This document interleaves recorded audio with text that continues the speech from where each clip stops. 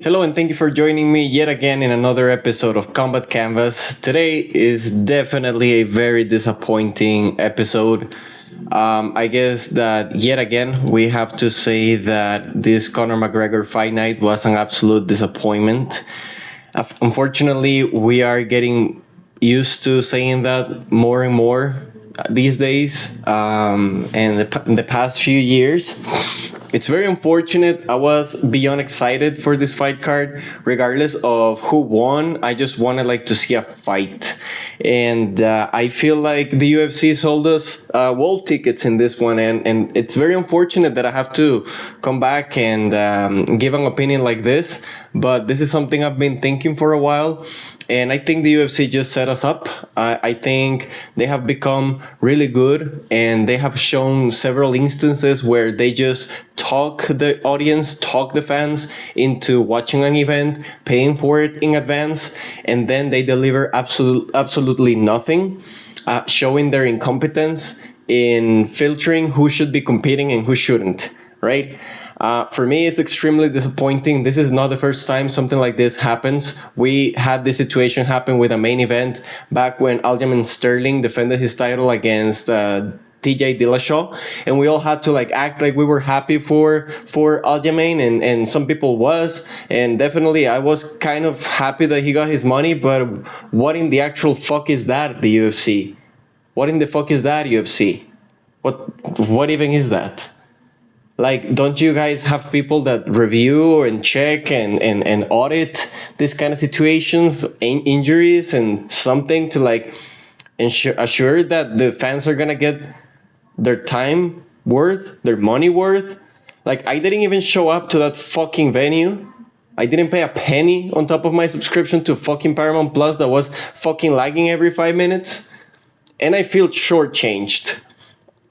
How can somebody feel that went to the event, and how long are you guys gonna milk the fans and fool the fans before you start growing some respect for people? Just because you manage and dominate the monopoly doesn't mean that you guys should be doing this kind of things to the fans. Okay, let's talk about the fight. All right, Conor McGregor shows up when he is dressing up, when he's actually undressing and just getting into his fight kit and getting ready to get into the octagon. You can tell that he is limping on one of his legs, and that's kind of odd, but then you move on with it, and then the commentators, after the fight ends, start making excuses for McGregor as to why he couldn't continue, saying that the first kick he threw in the fight led to the injury. Then they show McGregor limping on his leg 1 minute before getting into the cage. They put all the pieces together. The first move, the last movements and instances and recordings before getting into the octagon. And then McGregor is in the cage. He barely raises his hand, barely makes a slight sign that something is going on. And Beltran, inside job Beltran, waves off the fight immediately. When you've seen fighters getting fucking knocked out, not defending themselves for 15, 20, 30 seconds, and they don't stop the fight.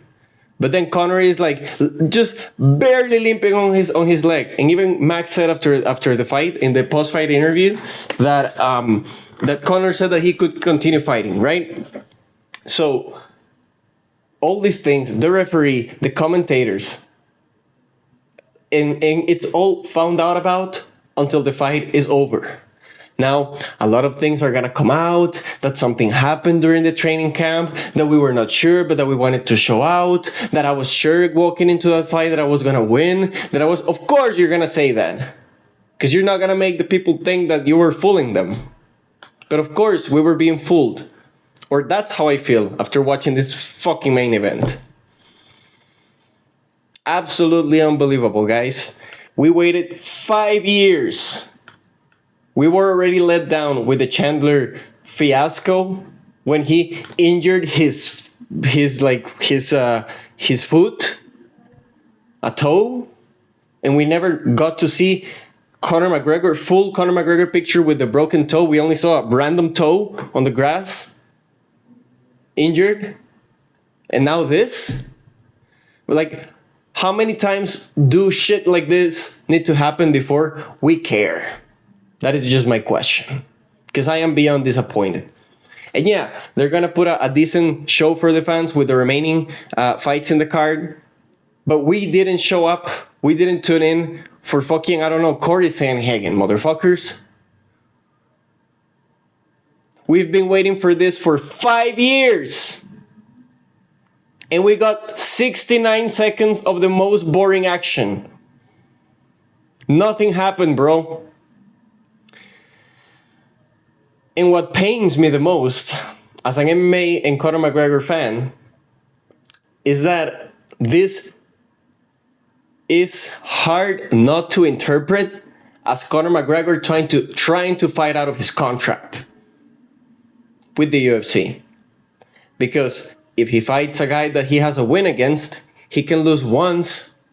With that, he gets rid of one of the remaining 2 fights in his contract, and then he goes ahead and does a trilogy against a safe bet, against a safe fight, safe quote unquote, all things considered, considering that the other option would have been Carlos Prates. Yeah, Max Holloway would be the safer option, the former featherweight, that is like in the tail end of his career, almost past his prime, you could say. So of course you want to rematch that guy and not win against Max Holloway or try your actual best, and then have to come back and do yet another fight, and maybe a time against an actual contender in the division of 170, not Max, former featherweight Holloway. So what am I trying to say? I'm not saying that Conor McGregor planned this. I'm not saying that they all set this up. I'm not saying that both Conor and Max, the referees, the UFC, confabulated and conspired, and developed a plan to fool the fans.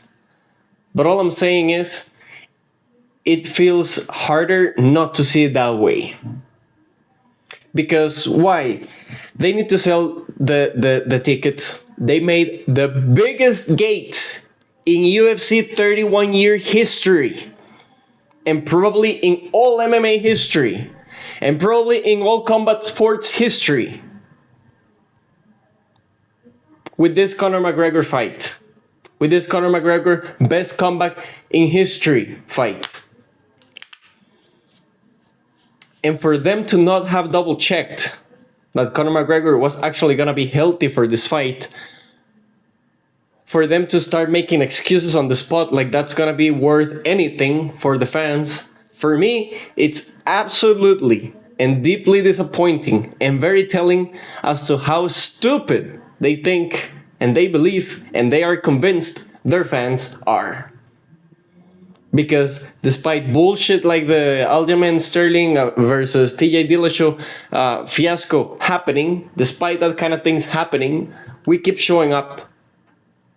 And we'll keep showing up. That's why they do it.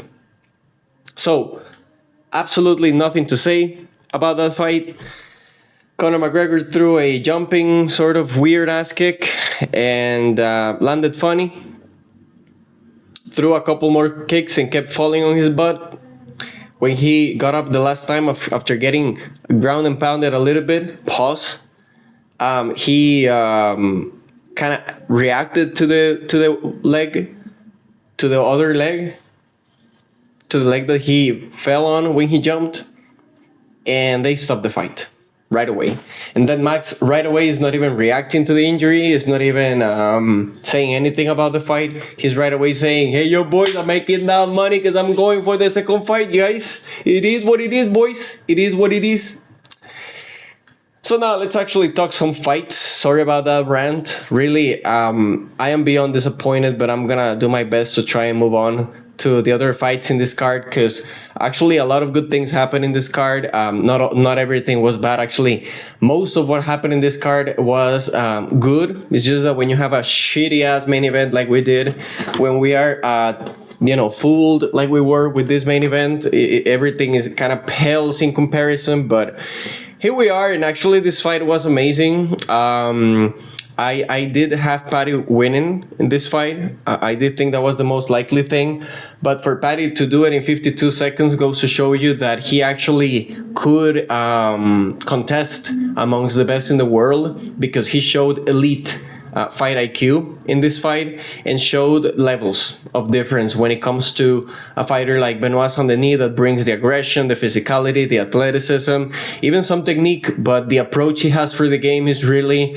very reckless, sloppy, and I don't think Benoit is an opponent for a fighter like Patty, who walks in there with strategy, with a game plan, with actual technical skills that he's able to apply under pressure and under tough circumstances. So really on this one, Patty was, or actually Benoit was no match. No, actually, what am I saying? Patty was no match for Benoit, but Benoit was just not in his level, and that really showed. Props to Benoit for not tapping. I really respect that. I do think fighters, real fighters, don't tap, right? And Benoit is that. He didn't disappoint. He didn't talk all the crap saying this, BMF that, and then tapped to an RNC or stuff like that. He actually went out with a nasty first round dry Darce choke with full control. Patty had the legs locked around him. He had great grip with the Darce choke. You could tell Benoit was in a horrible position. They were dry starting the fight. Mind you, this was the first freaking minute of the fight. So, of course, Patty was at his strongest, at his best, with the strongest grip, and he absolutely choked the living French hell out of Benoit, who clearly, like I said, was no match for Patty, and just couldn't keep up, right? So amazing fight. It ended very quickly. Benoit kind of shot a desperation takedown, kind of an instinctive takedown. Patty did say before the fight that if Benoit attempted something crazy or reckless, he would jump for that submission right away, and that's what he did. So props to Patty for following through with his game plan, and hopefully Patty is gonna fight somebody in the top 5 that's not gonna give the fight away like King Ring did in that time, and like Benoit did this time, that they both gave up the submission very easily. Against Patty, you cannot make those kind of mistakes, and just kind of this makes us ask the question, like, how good is Justin Gaethje, right?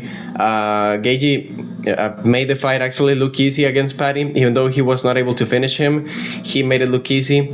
And now, let's move on to the next fight. Honestly, while this fight was happening, I was also watching the World Cup, so I was like, you know what I mean, like one eye here, one eye there, like that Homer Simpson meme, but not actually like that SpongeBob meme, right? That he has like a book and he has his both eyes like split. That's how I was watching this fight. I honestly didn't expect this fight to be too entertaining. That's why I was a bit distracted, to be honest. It was a good fight. Mario Batista is putting on better fights by the day. He really put on a great show. Showed out that or showed us that he came to show out, to show up, to show off, and to impress everybody. Really, he looked the stronger man in there. He looked the healthier man in there. He looked the stronger man in there. And I really respect how he blended all of his martial arts. He went for the takedowns. He outstruck Sanhagen, at least when it comes to the strongest strikes landed. And if you look at the stats on the screen, Sanhagen landed 104 of his 196 thrown strikes, and Bautista threw way more, 215, and landed 143, making that 67% of his thrown strikes were landed, and at times he landed very strongly. I'm not sure if they did credit Bautista with one knockdown, which is very fair. You know, the UFC scores and and credits things whenever they feel like it, whenever they kind of want to do it. So I was not sure they were gonna be professional about this one and actually document it, given that they've never been trying to promote Bautista, but they did it. So big props to you, UFC, for accounting something that is clearly in our faces and clearly happened. It was clearly recorded in 4K and probably 8K as well, just like the knockdown that occurred between Max Holloway and Justin Gaethje in their BMF fight in UFC 300 that you guys didn't score. We all saw that knockdown. Max Holloway talked about the knockdown. The media talked about the knockdown. All 100,000 MMA channels on YouTube talk about the knockdown, and you guys didn't score it. So I'm glad that for this one, you did follow through and score the knockdown and documented it on your official website, because that is just fair business and what we should do for a professional sport that should be about facts, right? Not about convenient narratives, right? Especially if things happen in our faces, yet again, to the point of not treating fans like bums, right? So with that being said, this was a crazy fight. I thought Corey was gonna do better. It does look like he's gonna come up saying that he injured something during the fight, or that Bautista injured something. That Bautista hurt him and injured him with something during the fight. I think that's a situation that can happen after the fight. I do see Corey coming up, not with excuses, but with like an explanation and context as to why he looked not his best self, because he really didn't. And of course, I want to give credit to Bautista, but this was not like the back and forth where you can see Corey throwing what you know he can throw. This was more like the Bautista show, if you ask me. Again, based on what I saw of the fight, which I was not fully undividedly paying attention to the fight, but definitely I just saw Bautista dominating the whole time, going for the takedowns, attempting submissions, like trying everything, really. Like I said, he did a beautiful job of blending the martial arts, so props to him for cracking again into the top 5. I think Sandhagen was ranked like 4 or something like that. So regardless of the ranking, Sandhagen was a former title challenger. He went toe to toe with the likes of Piotr Jan, Merab Dvalishvili. And this fight really should have been Sean O'Malley versus Corey Sandhagen in the White House. Corey shouldn't be fighting down like this, but here we are. Maybe this was the right thing to do. Maybe Corey already had a great chance fighting against the champion and blew it. And now he's fighting a contender and blew it again. So maybe Corey is not the elite athlete and fighter we thought he was. I mean, he is. He's one of the best, but he's not elite. He's never won even an interim championship fight. He's had multiple opportunities to fight for championships in a stacked division like bantamweight. So definitely he's gotten the chances. He's an American, so the UFC is gonna try to promote him if he does the right things. He was building the fan base. I'm sub to his channel. He does great content analyzing fights and breaking down techniques and stuff. But when it comes to the fighting, I think he's in the decline now. No fight camp change is going to change this. Even though he's no longer working with Trevor Whitman, I don't think that's what affected him. I think this is a physical thing. I think his mind for the game is going to be valuable for him to coach and keep being part of the sport from like the intellectual side of it, from a role where he can intellectually influence the sport and benefit fighters and coach fighters and teach people and spread knowledge. But when it comes to the actual execution of the fighting, I don't think he's winning championship gold anytime soon, if ever. So props to Bautista for putting on this show. He really doesn't talk all that much. He's really not an entertaining guy to listen to. But guys, girls and boys, is this guy entertaining to watch? Yes, sir, he is. He's must-watch TV, if you ask me. He put it on Umar Nurmagomedov, the boogeyman of this division, if you ask me. And he put it on Corey Sandhagen. He's going to put it on against anybody that he fights. So even though this guy is, when this guy talks, he's as entertaining as watching a paint dry on a wall. When he fights, that paint on that wall starts fighting and doing very entertaining and things that I want to watch. So rest assured, I won't watch a single interview from this guy, but I'll be tuning in for his next fight. And with this, let's move on to the next fight on the fight card, which also was extremely entertaining. I think that Brandon Royval against Loner Kavanagh is one of those fights that was decided based on two things mainly: the fight IQ and the cardio, right? I think Loner could have landed better, more significant, more damaging shots if he had picked his spots better. When he had Brandon hurt, I think it was in the second round, but he got a little bit wild, went to the ground, which is Brandon's safe space. Brandon was able to like delay the action when he got hurt, and after Loner kind of gassed himself out trying to finish him, Brandon found the submission on the ground and really did his thing. So you could tell that throughout the whole fight, Brandon was putting it on Loner, and like disrupting his rhythm, disrupting his pace, putting on a weird timing. Brandon was, and you could tell that Brandon, his defense was to keep jabbing and pawing and grabbing the hands and keeping the range. And I'm surprised as to how many kicks Brandon actually threw during this fight, because usually Brandon's game is more like to outbox you and try to out grapple you. But the fact that he went for many kicks, I think that kind of sapped the gas from Loner, who's known for not having the best gas tank, even though he did a great job last time around against Moreno in short notice in a 5-round fight. I think in this occasion, that explosiveness, that eagerness by Loner to finish this fight really played against him, against a seasoned veteran in Brandon, who is not championship material, but is as close to it as it gets.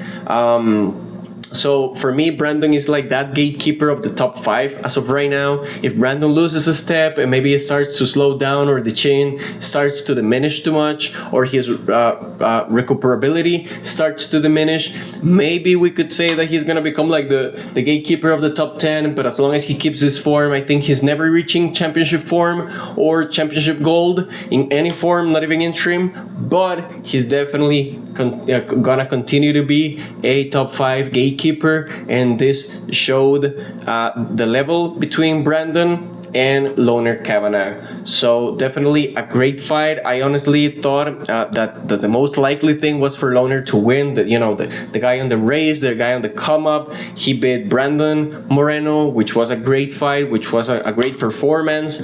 Many things were made out of that fight, but at the end of the day, you guys, we're gonna find out Saturday night. And we found out Saturday night, Loner couldn't keep up the pace, got out grappled and subbed in the third round by Brandon Royval. So I guess this was the time of the raw dog.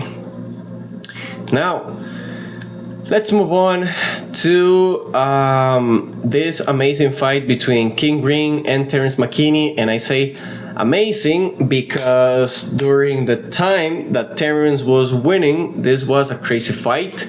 This was entertaining. This was compelling to watch. I loved it. But the way Terrence just gives away the wins is just preoccupying and borderline necessitates some investigation by anti-fraud agencies and institutions, because the fact that this guy throws everything in the first round and then is like, I didn't win, you know what, just hit me with anything and I'm just gonna drop to the ground and give away the fight because I don't get paid enough to go to the second round. UFC has never given me a bonus for winning fights and for KOing people several times throughout the years consistently in the first round. That is a fact, by the way. Terrence McKinney, that's a Terrence McKinney fact. He's never gotten a bonus. So he's like, you know what? I did my thing already. I'm out. If I don't win this fight, I don't get paid enough to go to a second or third round. You know, bro, that's what I interpret, because what the fuck was even that? What the hell was even that? If you know, you know. Guys, this was just confusing for me to watch.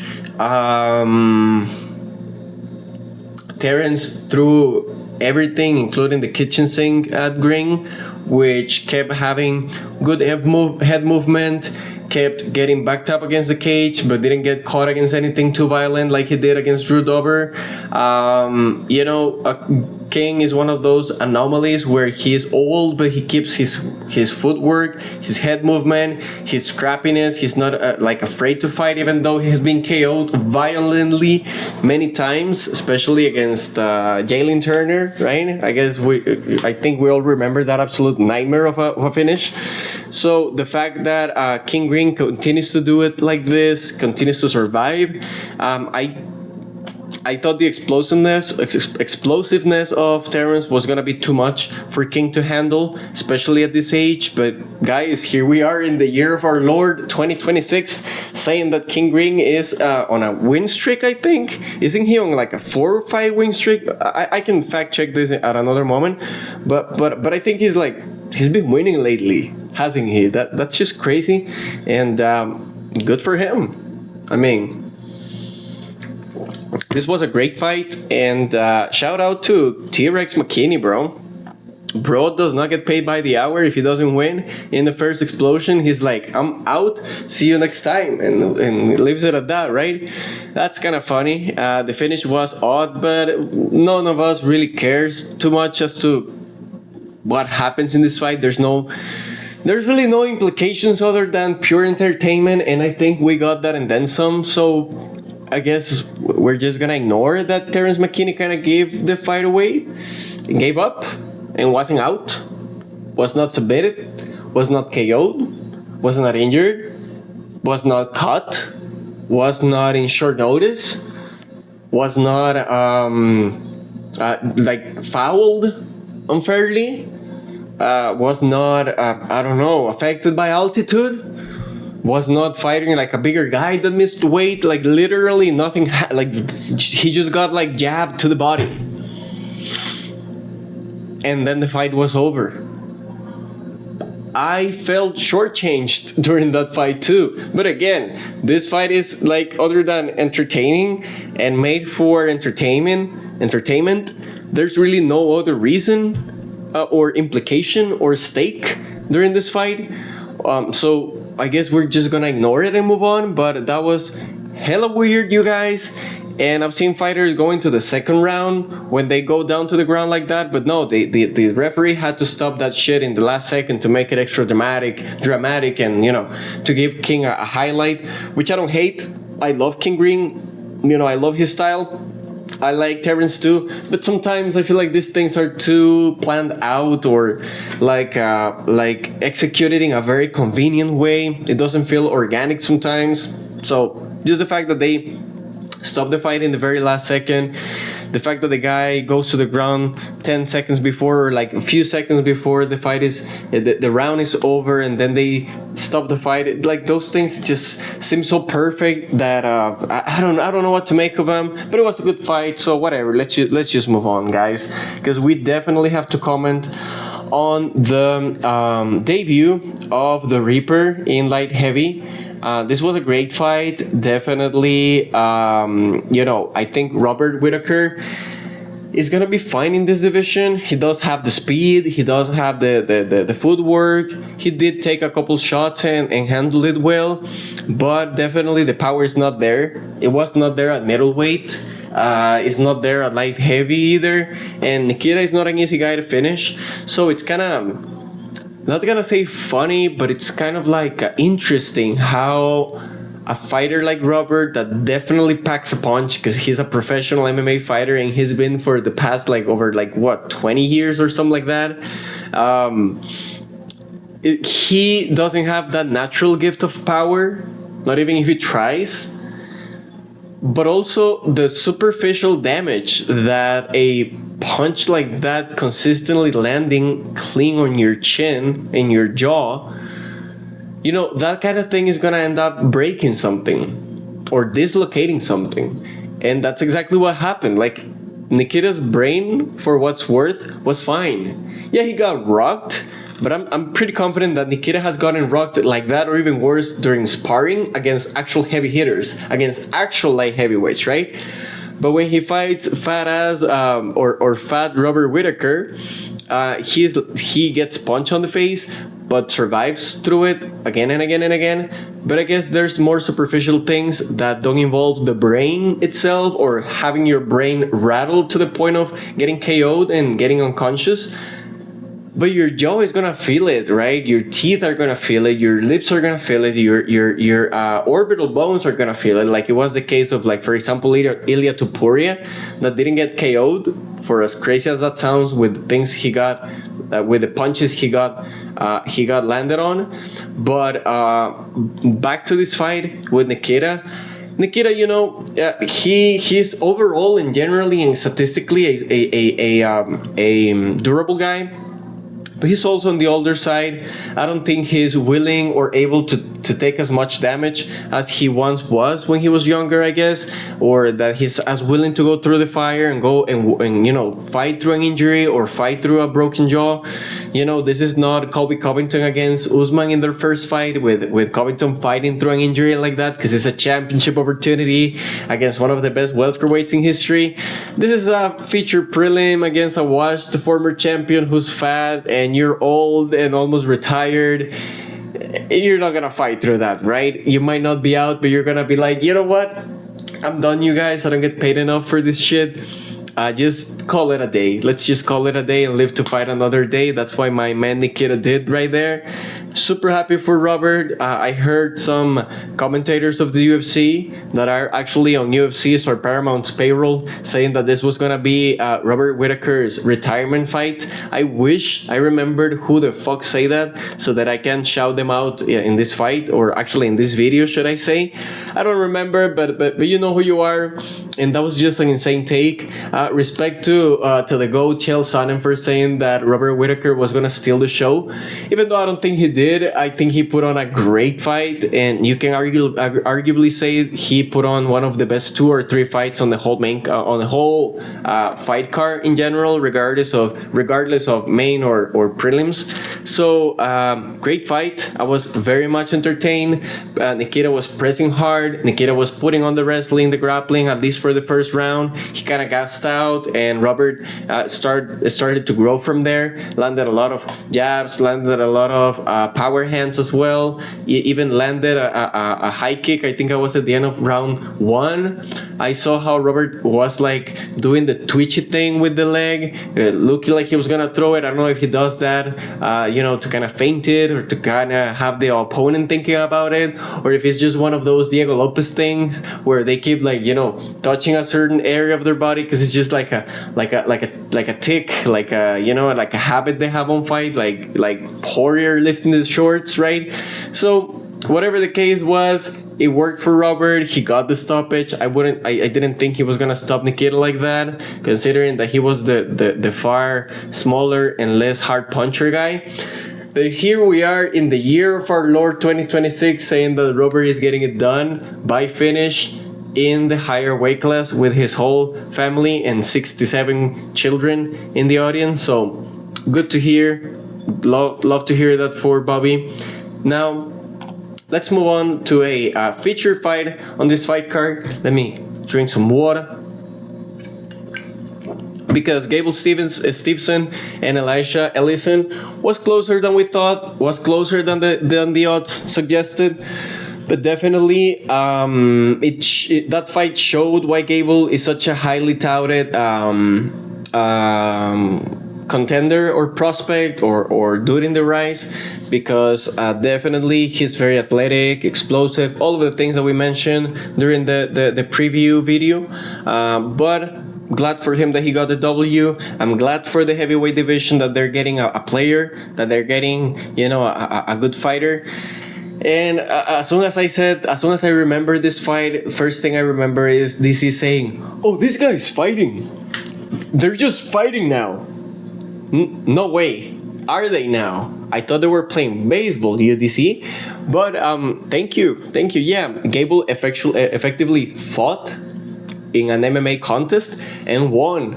Landed many punches, landed a lot of tips to the body, John Jones style. Landed some good body kicks, not just the tips, but some body kicks. He was whipping kicks to the body as well. He attempted, like uppercuts from the clinch. He was very reactive to takedowns. Overall, Gable didn't show any UFC or octagon jitters at all. I think he's being mentored, motivated, coached, oriented, prepared, and trained by the best, not figuratively, but literally the best minds on the sport, right? So he was gonna do just fine. They gave him a layup that threw everything he had, and given that it's heavyweight, there's some danger involved because there's long, heavy arms being swung from all directions. But at the end of the day, this was just a layup for Gable to do his thing. They want to give an American a chance to excel, and now that they have Josh Hokid, that they have Gable Stevenson, that they have fighters like this on the come up, the UFC heavyweight division is gonna get way more interesting. And I want to see what happens with that. I was very entertained by this fight as well, regardless of the context, regardless of the fact that we know it was a layup. It was entertaining. But now let's move on to the next fight. Next fight I want to review is Cody No Love No Chin Garbrandt versus Adrian Yanez, or Adrian Yanez as he goes by in Spanish. My man Adrian was the nice type of guy, the nicer, the you know, the baby face type of guy in his first run before he got knocked the F out by Rob Font. But now in his comeback, now that he beat a former champion and did it in impressive fashion, he came back to trash talk. He came back to claim what's his. I loved his post-fight interview. I think it was very explosive and charismatic and like honest. You know what I mean? Relatable. I think he maximized his mic time big time in this occasion. It was not the regular approach by Yanez. So glad to see that he did that after finishing a very game opponent in Garbrandt, who was not gonna make it easy for him by any means, but definitely put on a fight for what was worth. Came out explosive, quick at the beginning, but then started to fade very quickly. Ate a couple shots, took them very well, like the commentators were saying, but you cannot continue to take shots like that by a good, powerful, younger boxer like Yanez. So props to him for getting the W, for getting the finish. Finishing Garbrandt is nothing surprising, but it's always something recognizable, because he's a former champion. He's a well-rounded fighter that is just like a little bit over the hill. But I'm very glad to see Adrian getting this win. Moving forward, if Cody would have gotten this win, he would have gone nowhere from here, really. His best days are already behind. But the fact that we see Adrian, who potentially could have one more run in the UFC, winning is kind of satisfying to me. Feels like the right person won. Feels like the better fighter won. No fluke winning. No coincidence or cheating or anything like that. So I'm happy with the result, and it was also an entertaining fight, which at the end of the day is what I love the most in every fight. Other than that, you guys, we did have many entertaining fights. I had a blast watching this overall event, but for now, I'm gonna leave it at that. When it comes to reviewing the fights, please let me know in the comments below what you thought about this main event, about the main card, about the event overall.